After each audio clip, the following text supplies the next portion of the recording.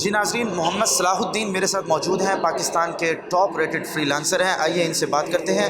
صلاح الدین صاحب، بتائیے گا آپ نے فری لانسنگ کی جرنی کہاں سے سٹارٹ کی اور کتنا ٹائم ہو گیا آپ کو فری لانسنگ کرتے ہوئے؟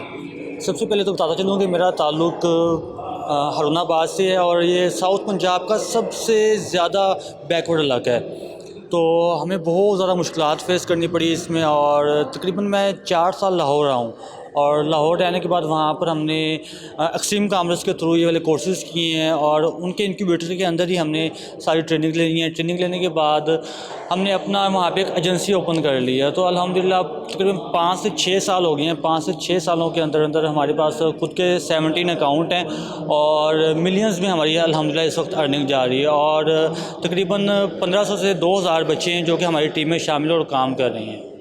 سر، digital south Punjab road show کے فیوچر پراسپیکٹس کیا ہوں گے، اور آئی ٹی کے شعبے میں ساؤتھ پنجاب کی جو یوتھ ہے اس کو کیا مواقع ملنے والے ہیں آگے؟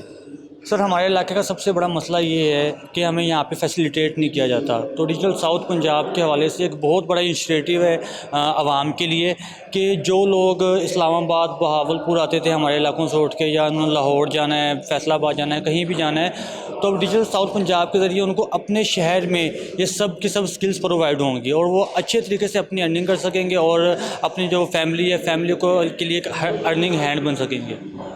Digital south Punjab road show کے ذریعے سکلز سب کو اپنے گھر بیٹھے ہوئے مل سکتے ہیں۔